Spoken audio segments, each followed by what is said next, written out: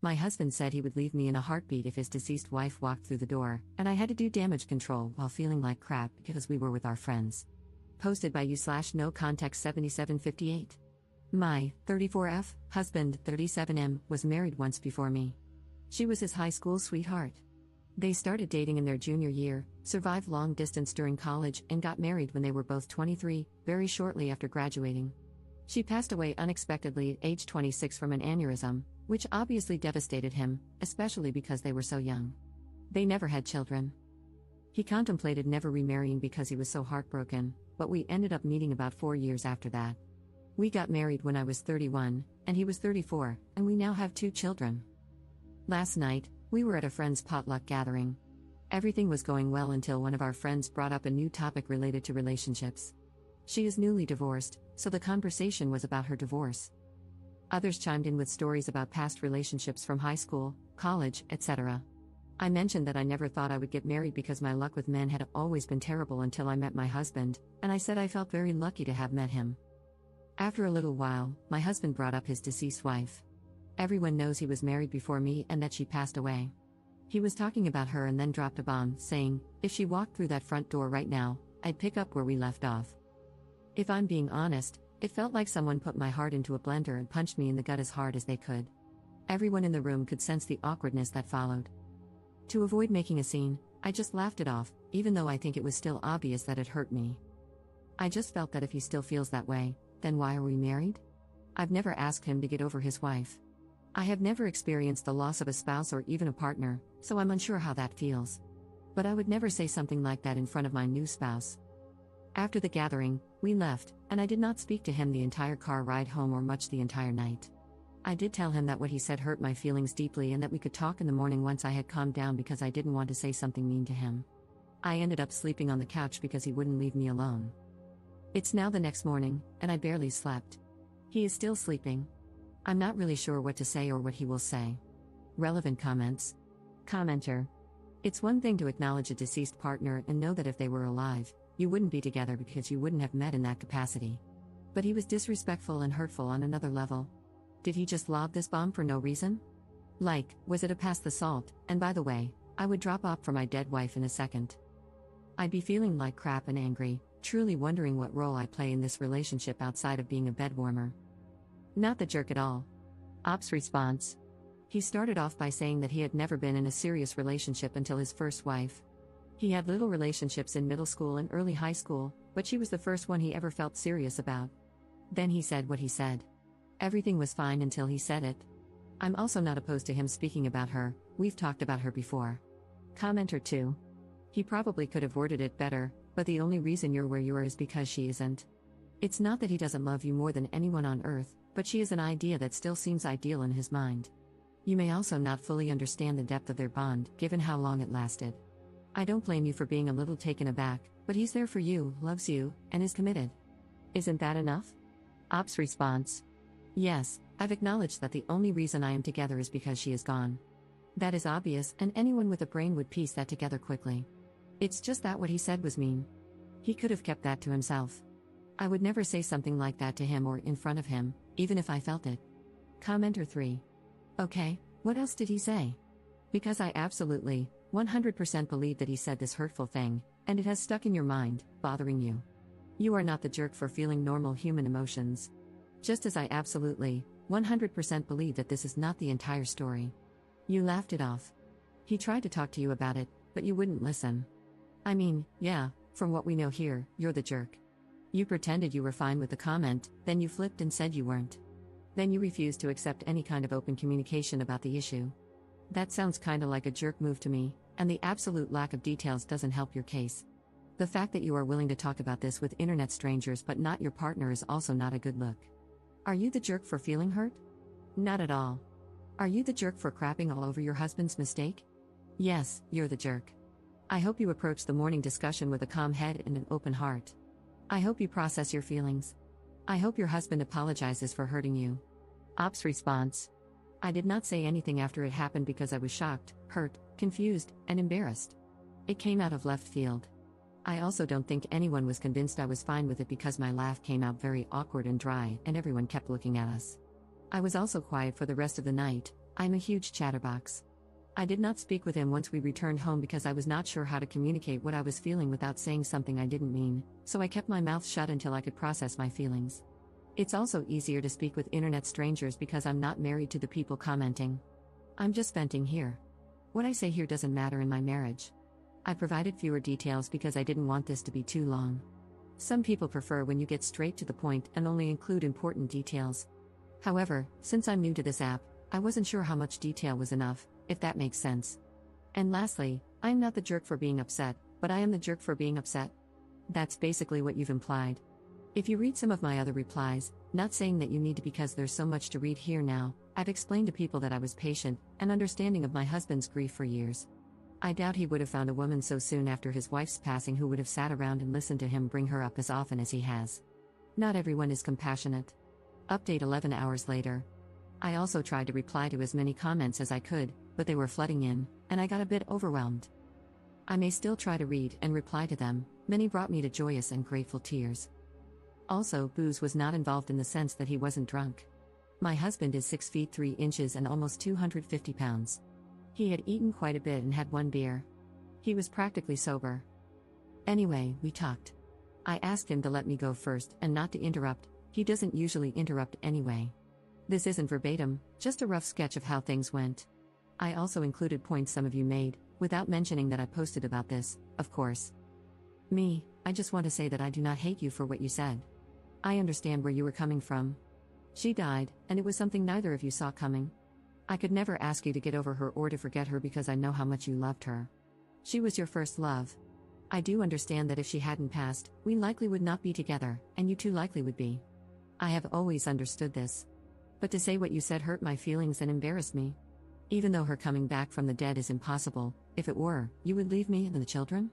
It was probably one of the worst things anyone has ever said to me. It is clear your feelings about her are still raw, and it still hurts. I want you to get counseling, and I want couples counseling very, very soon. He then apologized profusely, teared up, and said how he did not mean to hurt me or embarrass me in front of our friends. He basically said that he thought about it before he went to sleep and realized that he should have kept it to himself. I mean, I can't be angry at him for what he thinks. He loved her, and she died. His feelings are also valid here. He also said that he would never leave me and the children and that what he said was just a poorly thought out and poorly worded statement. He wasn't thinking clearly, and when he said it, he immediately felt that maybe it came out wrong. I asked him how he would feel if I said that to him. He said, "Yeah, it's bad. I know. I shouldn't have said it. I wouldn't be happy. I know you aren't happy. I should have apologized in front of everyone as soon as I said it, or not have said it at all." I then asked him to think of the children and said, "It's like you saying, hey, children's names, if my dead wife walked through the door, I'd pack my bags and never speak to you guys again." And then it really got uncomfortable. After some silence, I had no idea what to say after that. He asked me if I wanted a divorce. I asked him why he thought I would want a divorce, just to see what he would say. He said he didn't know. I didn't answer his question and instead said that we needed to look into counseling, that he needed to get counseling for himself and that we would go to couples counseling. I told him that if the answer was no, I wasn't interested in moving forward. This isn't 100% about the comment anymore. I need to know if he is willing to make the necessary changes and put in the work to fix what he messed up. Because if he were to dismiss my feelings or refuse counseling, it would mean he doesn't think this is that serious and that he may not take me seriously. I also said this to him. Some of the comments also suggested that I take the kids elsewhere. I agreed with this because it would be difficult to get through this while also parenting. I have a very young daughter and a toddler son. They are currently with my parents for the weekend, and I'll be getting them Sunday night, so this gives us time to really work on things. He suggested that he sleep on the couch instead of me. I have nowhere else to go. I haven't told my parents because I really want to keep this between me and him as much as possible. Family and friends tend to jump to judgment too quickly and sometimes offer extreme and harmful advice. It's also embarrassing. Luckily, we both have very good insurance that will help with counseling. I told him that it seems like whatever counseling he got after her death wasn't enough, and that he wasn't consistent with it like he should have been. With trauma like that, I personally would have been in counseling for years before even considering remarriage. He agreed. He was only in it for about a year and then stopped once he moved away from his hometown. He never got back into it. He also agreed to individual and couples counseling. He kept apologizing and telling me he loved me all day. It was also so difficult to be around him because he kept looking at me. I couldn't think. It was like he would try to say something and then just stare without saying anything. With the kids gone, there's nothing to really do except talk, so we talked again right before dinner time. He asked me if I wanted him to cook or buy something. To be honest, I still wasn't hungry, so I just told him he could pick something up for himself and that I wasn't hungry. That prompted the second discussion. I realized he must feel very bad because he noticed I hadn't really eaten much all day. He kept asking me to eat. I wasn't sulking too much or anything, just doing my usual tasks but not speaking or eating as much. Because we're home together all day, he noticed this. He asked me one more time to please eat dinner with him, so I agreed. During dinner, he told me that he had looked for counselors himself and wanted me to see if I thought they were okay, and that he would keep looking. Last stretch, sorry. After all of that, I told him that we can't really predict anything until we've met with therapists. I don't want him to keep saying sorry, I want work and change. And then maybe we can move forward, but this is the first step. I don't want to just leave him. I'm also not saying divorce is off the table. I think he is still hurting from her death, and his judgment is very, very clouded. If he didn't love me, I doubt he would have apologized so many times and looked for counselors on his own. A man who doesn't love me probably would have made me look or rejected going altogether. Many people were suggesting otherwise, but I do not think he doesn't love me. I thought about this myself, cried about it, thought of my children, and cried more. I'm not staying for the kids, I'm staying because I want to at least try to fix things. If it cannot be fixed, then at least I tried. We were also very close. Some people were asking how close we were prior to marriage, maybe as a way to gauge the difference between the relationship and ours? Maybe to see if he settled? He was always very romantic, caring, and sweet to me. We've never yelled at each other. When we first started dating, he would plan dates, surprise me, and brag about me to his friends. That's why I am very confused about why he would blurt that out, unless it was just very poor brain-to-mouth coordination. I also told him that I might get a counselor for myself. I don't think I need one, someone suggested it. But I think he needs it more than I do. And because insurance companies are getting worse by the year, 3 counseling bills might be pushing it. I don't know.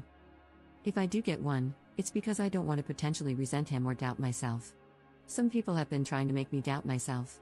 Some of the comments were very nasty to me. I appreciate Reddit hiding comments with many downvotes, as they may be mean, but I couldn't help but click. Some of you are very mean and very nasty individuals, and I hope you find happiness one day.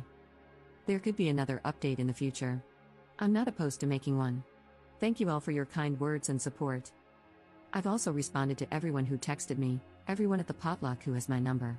3 people, there were 9 people there, not including us. They've all basically said the same thing, they can't believe he said that, they feel bad for me, they asked if everything is okay, and they said what he said was not okay, etc. He showed me some of the texts between him and his friends, and some made me cry with how kind they were towards me, basically telling him that he wasn't necessarily wrong for thinking that, but he was wrong for saying it. I told him I loved him as well, and I have never not loved him, even for a second. I said that I wasn't angry with him and didn't want him to, I guess, suffer for what he said. But I was just hurt and needed him to know that it did hurt me, and for him to respond how he saw fit, and we'd go from there. That's all for now. I could possibly answer more questions here if you have any. I try to answer some of the more frequently asked ones that I saw. Again, sorry for this being so lengthy. Have a nice weekend, everyone, and thank you again. Relevant comments. Commenter. My 2 cents, constantly telling you how sorry he is does not prove that he loves you. It proves that he realizes he messed up big time and is afraid of losing what he has. He might consider your marriage a comfortable space and your family life a convenience. I'm not saying this has to be the case, maybe he really loves you, but what I am saying is this, just being sorry is not proof of love, it's proof that he is afraid of losing something. Counseling is the way to go, good luck. Ops response. This is what I've been thinking, actions speak louder than words. Some people are upset that I want him to put in the work for whatever reason. I doubt many of these people are married, divorce is not like breaking up. It's a huge deal. We have built a life together. Him showing me that he loves me would mean going to therapy to help himself, because that would make him better in our marriage. It's clear he hasn't healed enough to be present for me, and that is unfair, his own recent words. Commenter 2. I guess I'm the only one who thinks she is taking this way too far. He apologized and admitted that it was a half-formed thought that didn't come out right. He didn't seem to make excuses, just explained why he said it. Now she is thinking about divorce and making all kinds of demands when the most he did was make an insensitive comment and start looking for counselors. You people need to stop telling her that she handled this perfectly because she didn't. She is pouting at home when she should have just accepted his apology and moved on. Being jealous of the dead wife is dumb. Ops response: no, you're not the only one. But that's okay. No one in their right mind is jealous of someone buried in the ground.